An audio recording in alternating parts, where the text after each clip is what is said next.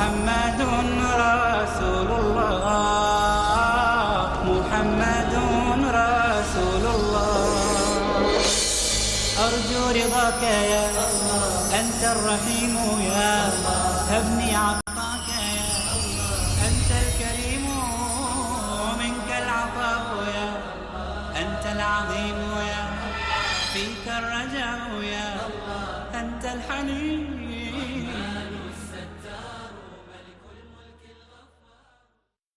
السلام علیکم ورحمۃ اللہ وبرکاتہ.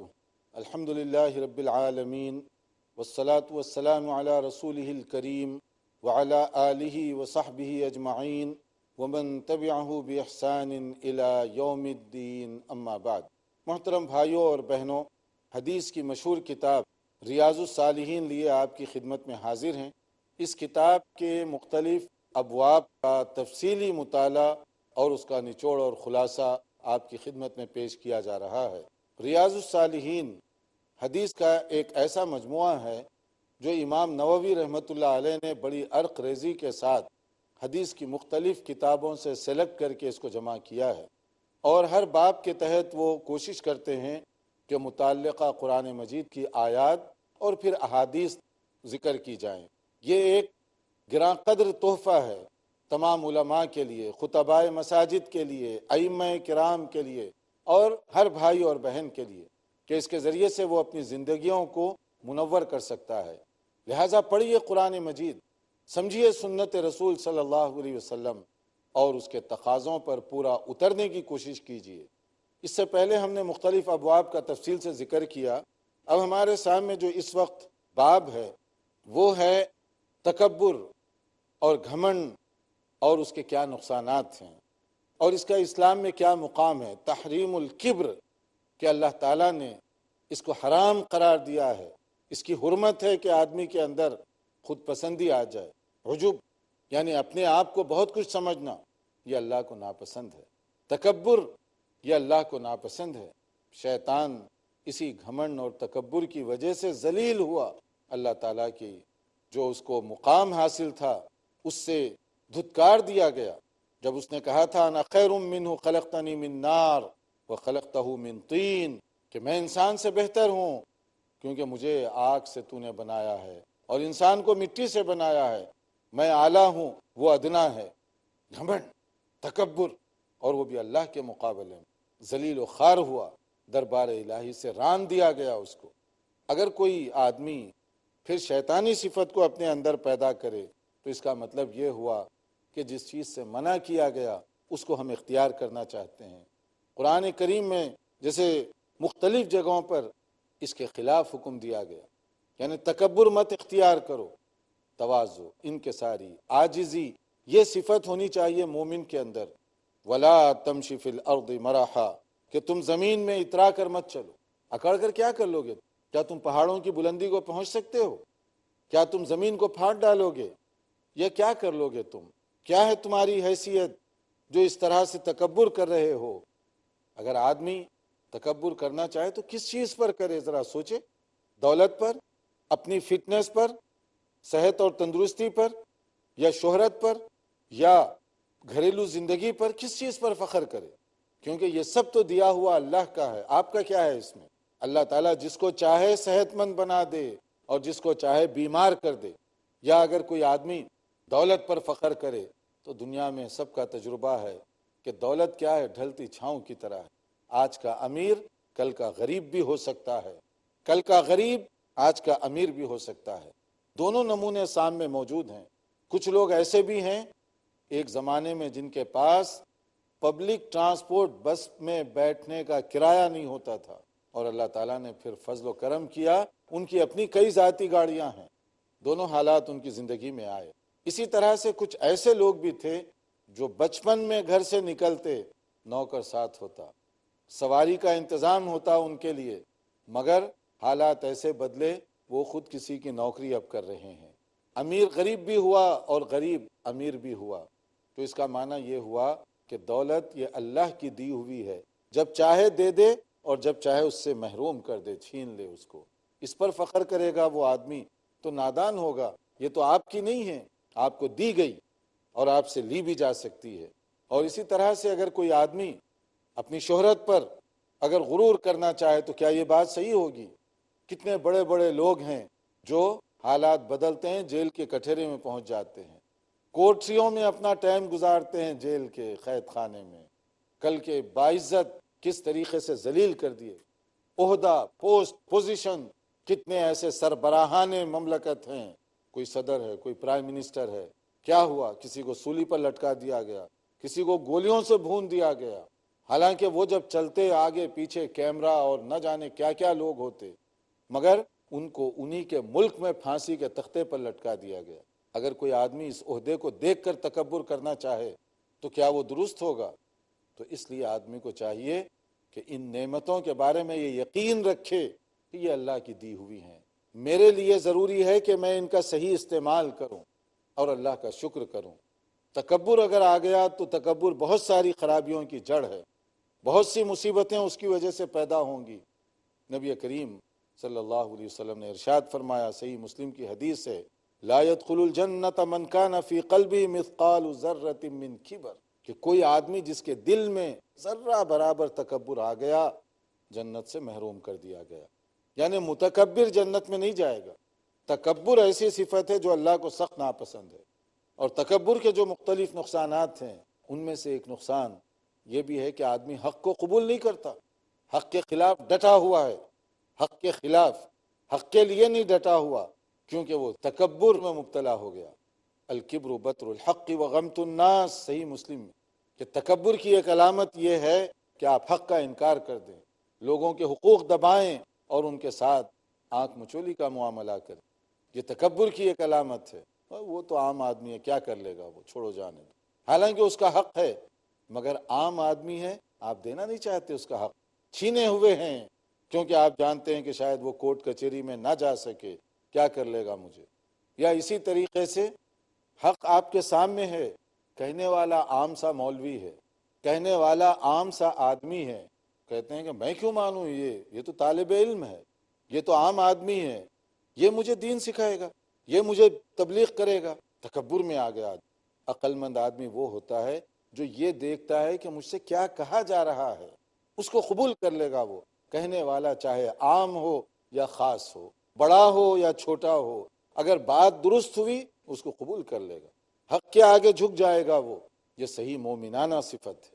ورنہ کتنے لوگ ہیں دلیل کی قوت کے باوجود، قرآن و سنت سے ایک مسئلہ ثابت ہے، اس کے باوجود تکبر میں مبتلا ہو جاتے، گھمنڈ میں مبتلا ہو جاتے ہیں، میں نہیں مانتا اس دین کو، مجھے نہیں چاہیے یہ جنت۔ اس طرح کی جو باتیں، کیا کوئی آدمی اپنے آپ کو مومن کہے اور وہ یہ جملے اس کی زبان سے نکل سکتے ہیں؟ کیا وہ یہ باتیں کرنے اس کے لیے جائز ہے، درست ہے؟ دیکھیے ایک اور حدیث اس میں پیش کی گئی، صحیح مسلم کی حدیث سے قدسی ہے۔ اللہ تعالیٰ فرماتے ہیں، العز ازاری والکبریاء ردائی فمن ینازعنی عذبتہ، جان رکھو بڑائی، عزت یہ میرا لباس ہے، اور بڑائی یہ گویا میری چادر ہے، جو مجھ سے چھیننے کی کوشش کرے گا اس کو عذاب میں مبتلا کر دوں گا میں۔ یعنی اللہ تعالیٰ فرماتے ہیں بڑا میں ہوں، عظمت میری ہو، اگر کوئی یہ بڑائی کو مجھ سے چھیننا چاہے گا عذاب میں بھگت دیا جائے گا۔ اس لیے آدمی کو کبھی تکبر کی جو بات ہے اس سے دور رہنا چاہیے، اس سے پناہ مانگتے رہنا چاہیے، کہیں ایسا نہ ہو کہ شیطان کسی بھی وجہ سے دھوکے میں ڈال دے ہمیں، اور کبھی دولت کی وجہ سے، کبھی عہدے کی وجہ سے، کبھی شہرت کی وجہ سے، کبھی کسی اور مقصد سے ہمارے اندر وہ عجب آ جائے، خود پسندی آ جائے، اور ہم دوسروں سے اپنے آپ کو بلند و بالا اور بہتر سمجھنے لگ جائیں۔ یہ چیز مومنانہ صفات میں نہیں ہے۔ آدمی کے اندر تواضع ہو، آدمی کے اندر انکساری کے جذبات ہوں، جو ایمان کی صفت ہے۔ اس کے بعد ایک اور اہم باب ہے جس کے اندر حسن اخلاق کا تذکرہ کیا گیا۔ اخلاق، کردار، کیریکٹر یہ کیسے ہونے چاہیے۔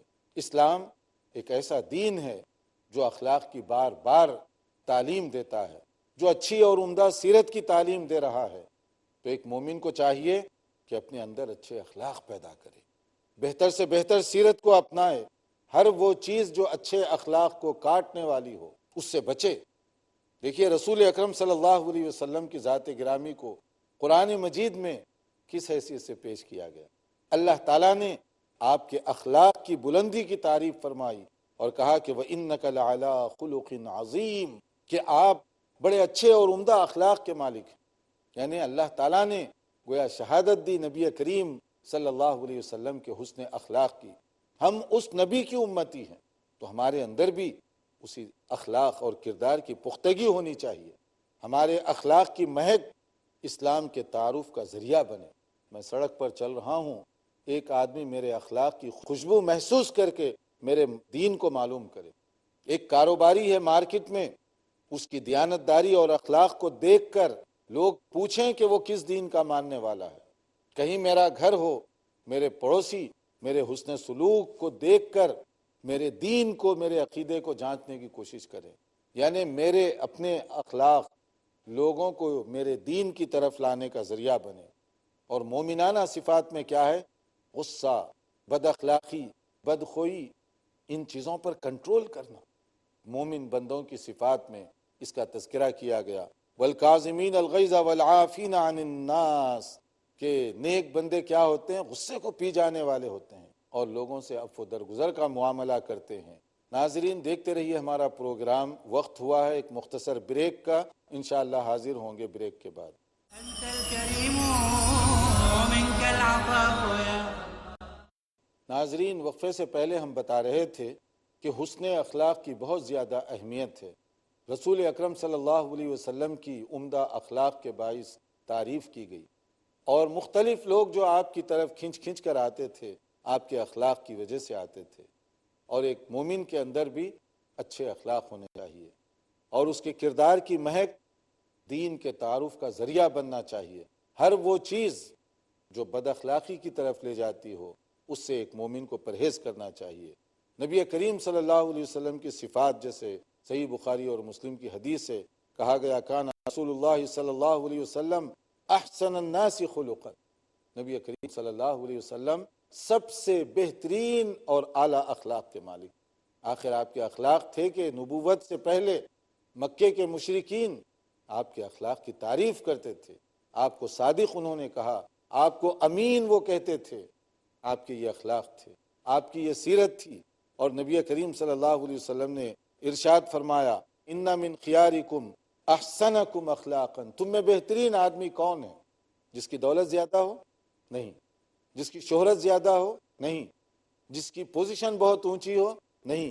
نبی کریم صلی اللہ علیہ وسلم نے فرمایا کہ تم میں بہترین آدمی وہ ہے جو احسنکم اخلاقا، جو اخلاق میں سب سے عمدہ ہو۔ جس کے اخلاق اچھے ہوں گے وہ سب سے زیادہ بہتر ہوگا۔ نبی صلی اللہ علیہ وسلم لم یکن رسول صلی اللہ علیہ وسلم فاحشا ولا متفحشا، کہ نبی صلی اللہ علیہ وسلم آپ کے اندر کوئی بد اخلاقی کی بات نہیں تھی، کوئی غیر شائستہ حرکت آپ سے نہیں ہوتی تھی۔ اور اسی طرح سے نبی صلی اللہ علیہ وسلم نے اسی حسن اخلاق کے متعلق فرمایا کہ ان المؤمن لیدرک بحسن الخلق درجۃ الصائم والقائم، کہ مومن جو ہیں حسن اخلاق کی وجہ سے راتوں میں نماز پڑھنے والے کا ثواب اور دن میں روزہ رکھنے والے کا ثواب پائے گا۔ یعنی دن میں جو نوافل روزہ رکھتے ہیں، رات میں جو قیام اللیل نماز کا تہجد کا اہتمام کرتے ہیں، ایک مومن اپنے اخلاق سے وہ ثواب پا سکتا ہے، اپنے کردار کی پختگی سے دن کے روزے کا، رات کی نمازوں کا ثواب وہ پا سکتا ہے۔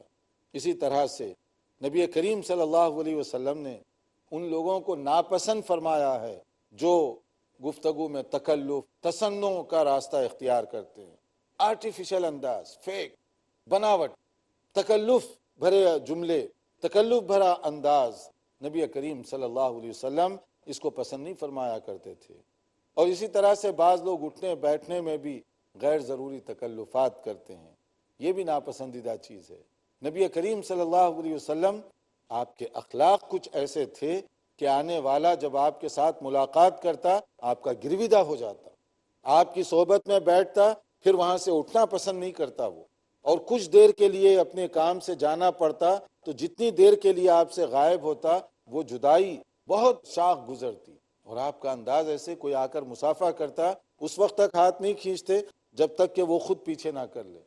یعنی آپ یہ نہیں کہتے کہ میں تو بہت بڑا ہوں، تم عام آدمی ہو، تم کدھر مسافہ کرنے کے لیے آ گئے، نہیں، ہر ایک کے ساتھ آپ اسی محبت شفقت کے ساتھ پیش آیا کرتے تھے۔ اس لیے ایک مومن کو اپنے اندر بہتر اخلاق پیدا کرنے چاہیے، اٹھنے بیٹھنے چلنے پھرنے میں، تاکہ اس کے جو فائدے ہیں اس سے ہم متصف ہو سکیں، اس سے فائدہ اٹھا سکیں۔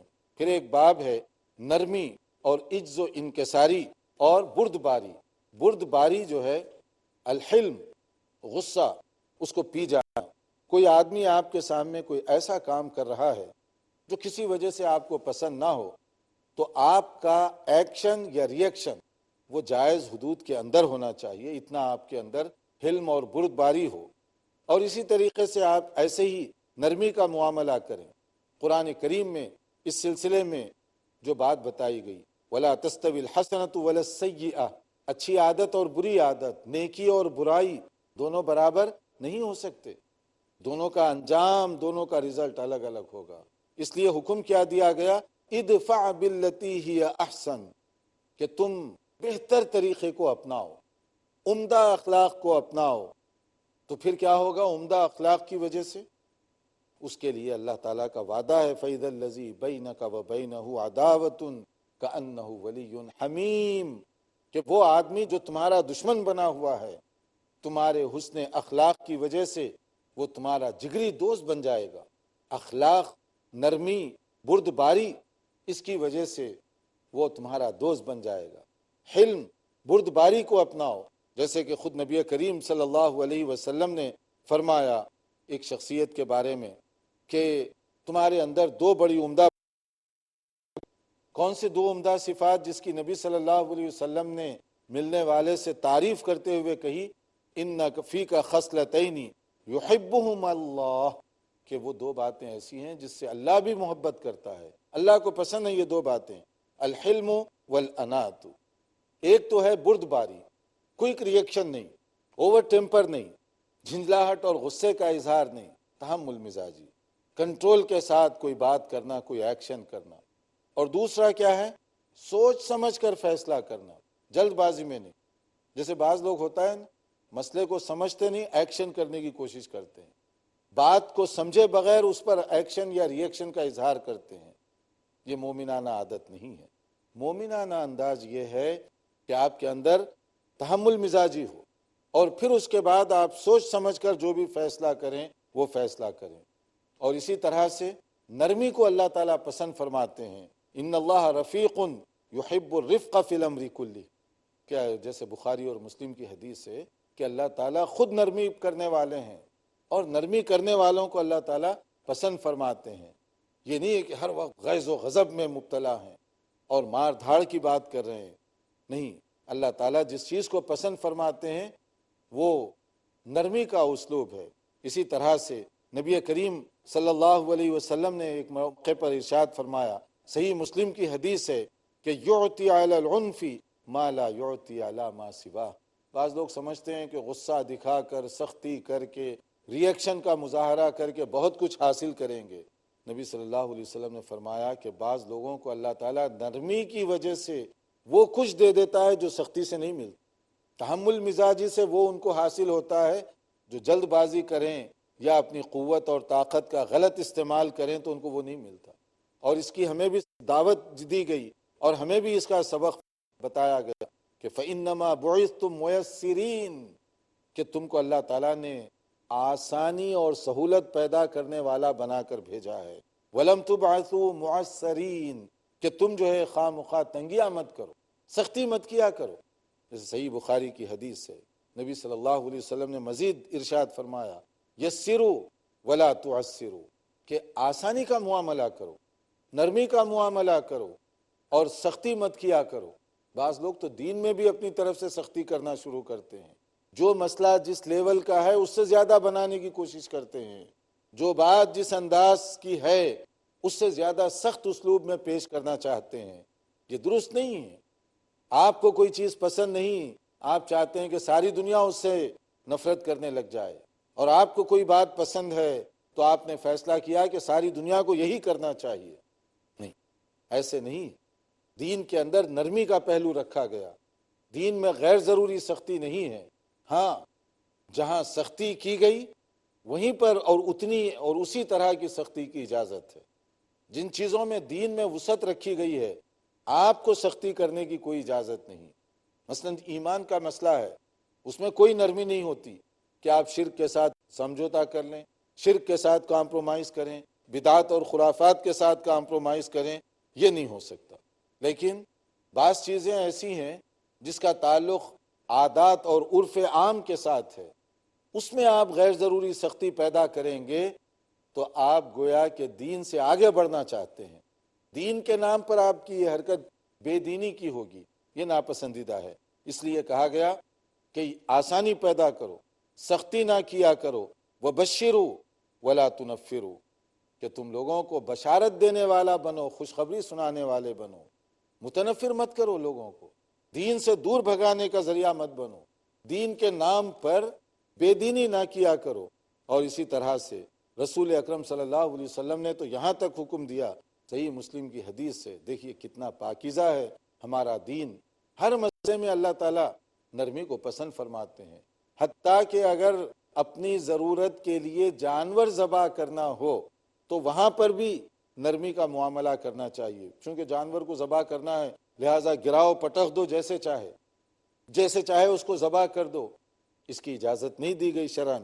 وَإِذَا ذَبَحْتُمْ فَأَحْسِنُوا الذَّبْحَ، کہ جب تم ذبح کرو کھانے کے لیے، انٹرٹینمنٹ کے لیے نہیں، خواہ مخواہ کسی جاندار کو تکلیف دینا بلا کسی ضرورت کے جائز نہیں ہے۔ ضرورت جیسے کھانے کے لیے آپ ذبح کر رہے ہیں تو پھر اس کو احترام کے ساتھ باعزت طریقے سے نرمی کا معاملہ کر کے ذبح کیجیے، مناسب طریقے سے چھری تیز رکھو اور جلدی سے جلدی اس کو ذبح کر دو تاکہ تکلیف کا احساس کم سے کم ہو۔ کیونکہ جانور کو ذبح کرنا ہے، لائے اور اس کو ایسے ہی ڈال دیے نیچے، کہیں اس کی ٹانگ پھنسی ہوئی ہے، کہیں دوسری ٹانگ کہیں اور پھنسی ہوئی ہے، کیونکہ آپ سمجھ رہے ہیں اس کو تو اب چھری چلانا ہی ہے، نہیں، اس کی اجازت نہیں دی گئی۔ اور اسی طرح سے کبھی چھری تیز نہیں ہے، اس کی بھی اجازت نہیں دی گئی کہ اس کی وجہ سے جانور کو زیادہ تکلیف نہ ہو۔ تو جب ذبح بھی کریں تو اصول کے ساتھ ذبح کریں، اسی طرح سے کریں جیسے کہ اس کا حکم دیا گیا ہے۔